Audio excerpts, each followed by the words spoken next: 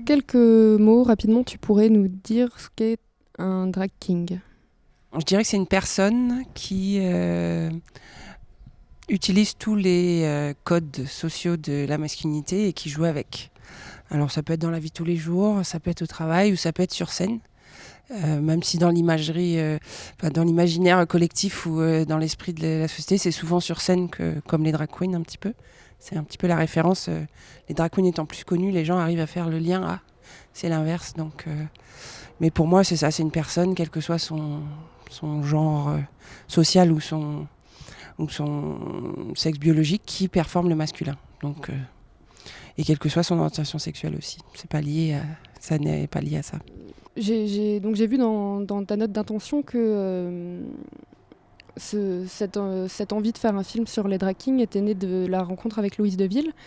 Du coup, voilà, qui elle performe Louis. Et je me demandais du coup ce qui t'avait parlé dans cette pratique et pourquoi tu avais voulu te pencher sur ce mouvement en fait. Au début, ça me parlait pas tant que ça en fait. Ça faisait partie de mon quotidien, c'était fun.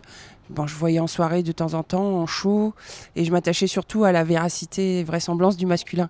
Parce que j'ai une petite formation de comédienne et de metteur en scène et de réalisatrice du coup. Et donc je regardais la performance comme un metteur en scène pourrait le faire. Et je m'attachais qu'à ça. Je n'étais pas allée plus loin. Et c'est quand j'ai continué à suivre Louise Deville après le documentaire que j'ai fait sur elle, Louise Deville, portrait d'une bad girl, que j'ai assisté à des échanges avec d'autres artistes en fait qui lui demandaient mais pourquoi tu fais du drag king? Et je me suis aperçue que des gens qui étaient censés comprendre la démarche avaient besoin d'une explication. Donc je me suis dit, bon, finalement, il y a des choses à dire sur ce sujet-là. Et l'envie m'est venue d'autant quand j'ai commencé à rencontrer d'autres kings, parce que je n'imaginais pas qu'il y avait autant de parcours différents pour arriver au drag king, de façons différentes de le pratiquer, et de suite après dans la vie de qu'est-ce qu'on fait de cet outil-là. Et c'est ces parcours-là tellement différents, sur des gens vraiment très différents, qui m'a donné envie et que je me retrouve, au lieu d'avoir un seul king qui serait Louis, d'en avoir 21 ou 22 même, venant de différents coins de France aussi. C'était aussi ça mon intérêt, de dire il y a Paris, mais il y a d'autres. Et par contre, c'est en France uniquement. Et c'est ça aussi, le drag king en France, qui m'intéressait. Parce que quasiment tout ce qu'on trouve sur le web vient des États-Unis. Et il n'y avait jamais eu de documentaire en France sur les drag kings français. Donc voilà, c'est le premier qui couvre qu'un tout petit partie du sujet. Du coup, tout à l'heure, tu disais que voilà, les kings étaient beaucoup moins connus finalement que les drag queens. Et voilà, est-ce que tu aurais quelques éléments de réponse peut-être quant à cette différence de visibilité Ma première intuition, c'est que les drag queens, c'est plus des créatures que de performances du masculin. Et elles essayent vraiment de faire des choses extraordinaires, donc de prendre plus de place possible, donc de faire le plus de bruit possible. Et du coup, d'attirer l'attention des médias et finalement d'être plus médiatisées, etc. Par ailleurs, on ne peut pas écarter le fait que dessous les drag queens, c'est en 99,9% des hommes, et que les hommes ont l'habitude d'occuper l'espace médiatique, l'espace public, l'espace commercial. Les gays qui sont souvent, ce sont souvent des gays, c'est pas le cas tout le temps, mais sont souvent des gays, ils ont tout un réseau de commerçants qui donc leur donnent aussi accès. Donc il faut avoir effectivement ces personnages, mais il faut qu'ils aient accès à une scène. Et les cabarets du monde entier leur donnent accès à de la scène depuis longtemps. Le travestissement, comme on l'a appelé pendant longtemps, depuis les cabarets, ça date du 19e, 1800 et quelques pour Madame Arthur, où on a performé récemment. C'était que des hommes. Les femmes, la performance du masculin, c'est pas très très sexy, ni fun, en tout cas c'est vu comme ça par la société. Et voilà. Et là, mon troisième indice, c'est ça, c'est que particulièrement maintenant, c'était pas qu'à la Renaissance, mais les vêtements et les accessoires et les codes masculins actuellement, c'est très fun. Hein. Donc, s'habiller comme un mec dans la vie de tous les jours, alors ce sera peut-être plus attirant quand on partira vers des drag kings qui font des créatures, c'est-à-dire des choses qui sont très éloignées de masculin qu'on trouve dans la rue. Enfin, Il y a certains masculins qui sont extravertis aussi, mais et ça commence, ça se fait aux États-Unis, et en France on n'a pas encore ce type de drag king. Mais bon, je pense aussi que c'est parce que ça vient aussi de la culture lesbienne à la base, et que ça a mis beaucoup de temps à arriver dans le grand public, et puis on est encore loin. Il y a eu quelques articles ces 2-3 dernières années, mais on est très loin que le grand public ait accès à cette pratique-là. Ok. Et du coup, justement, par rapport à ça, est-ce que tu penses, enfin moi c'est un peu une impression que j'ai, que du coup justement les pratiques drag king sont plus engagées, plus engageantes aussi et plus directement politiques? Oui, je pense qu'effectivement le drag king est quasiment 100% politique, quasiment, même si c'est pas toujours en conscience, mais on joue avec des choses et des codes qui font effectivement tout de suite référence à ce que les femmes et les hommes partagent dans la société et comment ils se construisent. Et c'est comme ça passe aussi par des ateliers et une transmission, on voit bien qu'il y a un apprentissage, que c'est un outil, que c'est etc. Donc c'est très politique. Et ça l'a été dès les années fin 80 quand Diane Thor a formalisé ce type d'atelier aux États-Unis. Et il ne faut pas se méprendre, je pense que pour les drag queens c'est pareil, mais simplement celles qui sont médiatisées et depuis des années, et celles qui vivent de ça et ceux qui font de l'argent avec ça, c'est l'aspect festif et fun, c'est ça qui fait rentrer de l'argent. Donc effectivement, c'est aussi pour ça que les drag queens ne sont pas rentables, au sens où il n'y a pas d'économie pour ce genre de spectacle. Mais il y a des drag queens politisées depuis toujours. Stonewall, c'était aussi des drag queens, même si on veut effacer cette mémoire-là. Mais oui, pour l'instant, on va dire que les drag kings sont beaucoup plus politisés que les drag queens que l'on connaît et qu'on voit le plus. Et c'est une chose que je pense qui va bouger dans l'année qui vient, la 2016. C'est aussi de faire un lien entre les drag queens et les drag kings en France.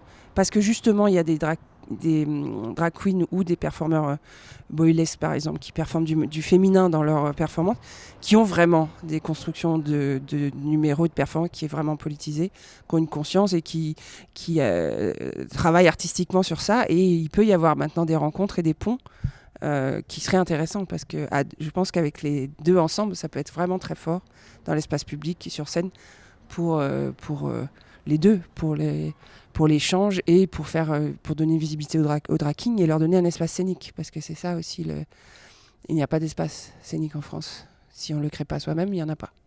Alors que les drag queens, il y a déjà 3 cabarets qui tournent 24/24 depuis des années à Paris, et j'ai dit 3, mais en France, il y en a une quantité. Est-ce que du coup, à travers ce film, mais aussi plus largement dans ton travail, tu te considères comme une militante? Le départ de mes films, c'est une nécessité. C'est des films qui se sont imposés à moi et que je construis en les suivant presque. C'est le sujet qui me précède. Donc au départ, ma motivation, elle est de donner à voir, elle est de visibiliser, elle est de donner la parole. Mais effectivement, presque tous ceux que j'ai faits avaient une intention politique et militante oui, en tant que... Je me considère comme lesbienne depuis un paquet d'années, même si je me reconnaîtrais plus dans l'identité queer, mais qui est moins lisible pour la plus grande partie des gens. Donc je reste sur une intention, une posture politique, on va dire, lesbienne. Et ça fait, ça fait 25 ans que je fais tout ce que je peux pour soutenir toute lesbienne ou personne queer qui a des choses à dire, veut prendre la place dans l'espace public, est un artiste en devenir ou un artiste. Et tout ce que je peux faire, j'ai été journaliste aussi pendant une dizaine d'années, donc je suis un peu une passeuse. J'aime des artistes, je veux les faire, je veux que les gens les découvrent, les aiment aussi. Et donc c'est ça, ma petite pierre à l'édifice, c'est de donner à voir. Et oui, sur le drag king, on voit que ça remue beaucoup de choses, parce que dès qu'on parle de construction sociale du genre, qui est pourtant une donnée qui a été théorisée en France depuis presque 60 ans maintenant, et c'est pas du tout intégré, c'est pas acquis, c'est pas dans l'éducation nationale, c'est pas dans les programmes. Donc c'est un petit peu étonnant, Et on voit les manifs pour tous qui se sont défoulés en 2013-2014 et continuent à faire des sorties débiles en désinformant en plus sur la notion de genre. On voit qu'on est réellement dans des combats politiques à venir. C'est pas fini. On commence à peine en fait. On pensait que c'était des choses acquises et non, pas du tout. C'est ce que dit un de mes personnages dans le film, mais il y a encore beaucoup de travail à faire. Donc voilà, c'est ma petite pierre à l'édifice. Je mets en image, je garde les mots et comme j'ai dit, les drag kings en France n'avaient jamais été filmés. Donc il y a une image, une photographie à un instant T en France de ce que peut être la pratique drag king. Il n'y a pas de réponse dans mon film, il y a juste des témoignages, des parcours et les gens en général ressortent plus avec plein de questions qu'avec des réponses, mais ça c'est chouette. C'est pas plus mal. Et du coup, justement, est-ce que t'as de nouveaux projets, de nouvelles envies? Tu parlais d'artistes qui t'animent, que tu as envie de mettre en avant, de rendre leur travail visible. Est-ce qu'en ce moment, tu as un nouveau projet? Alors j'ai 2 envies, c'est que mon film il tourne bien mais en festival, donc ça reste un public réduit en milliers de personnes, tu vois. La seule façon d'obtenir plus que ça, c'est de passer par un support, soit une plateforme numérique, soit une télévision, mais donc que le documentaire soit diffusé. Donc j'espère pouvoir faire une version plus courte, pour celui-ci en tout cas. Et on a aussi écrit un autre plus didactique avec des experts parce que les gens ont besoin qu'on leur dise moi je sais et je vais t'expliquer. Donc quelque chose où il est plus resserré parce que 25 personnes qui parlent à la fin. Et bien sûr j'ai écrit une histoire qui en fait t'as pas besoin de retenir les gens et puis les gens s'attachent, ont des coups de cœur à une personne donc ils retiennent pas 25. C'est pas mais ça reste beaucoup de gens et ça part dans tous les sens. On utilise des acronymes qui pour nous sont au quotidien LGBT, queer, F2X, F2. Et les gens, dès qu'ils ont ces choses-là, ils décrochent, ils savent pas de quoi on parle. Donc c'est dommage de les perdre sur un tout petit mot comme ça. Donc voilà, essayer de faire une chose plus grand public, plus didactique, tout en gardant le respect des performeurs et avec moins de personnages. Et là, comme ce film-là n'a pas pour l'instant trouvé preneur, une version peut-être à l'international entre l'Allemagne et l'Italie, on arrive à faire un peu d'histoire, puisque Diane Thor maintenant fait ses ateliers Man for a Day à Berlin, donc c'est facile, on n'a plus besoin d'aller aux États-Unis pour la voir. Et en Italie, par exemple, qui serait intéressant de voir, puisque je pense qu'entre l'Allemagne et l'Italie, il y a la France sur les notions de masculinité et de masculinité très, très, très virile pour l'Italie, entre les deux, pour la France et l'Allemagne, vraiment différent. Donc voilà, peut-être un film international. L'idée, là, c'est de trouver un moyen de le vendre, en fait, et être payé pour le faire, puisque ce film-là, comme le précédent, j'avais envie de le faire. J'ai commencé sans demander rien à personne, et on l'a fait. Il est diffusé, mais on n'a jamais été payé. Personne n'a été payé pour le faire, et tout le monde est bénévole. Donc maintenant, ce serait bien de gagner ma vie avec ça, et de donner une plus grande visibilité au drag king, et en fait à la construction sociale du genre. C'est ça, l'idée, c'est que ça parle à tout le monde. C'est pas juste à la communauté LGBT pour leur dire ça, c'est votre histoire, regardez, il y a des choses à voir. C'est aussi ça. Et l'autre envie, qui sont effectivement avec les artistes que j'aime, c'est de la fiction. Parce que là, du documentaire, j'en mange depuis 2009. Donc, vous voyez, ça fait 7 ans que je suis dans le documentaire. Alors qu'à la base, à la fin de mes études, j'ai dit « Documentaire, plus jamais. Je ne veux pas, c'est trop dur. Je préfère la fiction, on organise la réalité et puis elle est comme on l'imaginait. Alors que la fiction doit être à la disposition de la réalité. On commence un film, on ne sait pas du tout ce qu'il y aura à la fin. » Et vraiment, je trouve ça très dur, la pratique documentaire. Je trouve qu'il faut une humilité et il faut une disponibilité. Je flippe toujours de ne pas être à la hauteur des gens que je filme. Donc, un peu de fiction, ça serait bien. Mais vous retrouverez certains de mes personnages donc, qui sont de bonnes comédiennes et que j'ai envie de voir jouer. Donc, j'ai 2 ou 3 projets en écriture de séries, de courts-métrages pour les mettre à l'écran dans d'autres choses que leur pratique artistique actuelle, en fait. Ok, merci beaucoup. Merci à toi.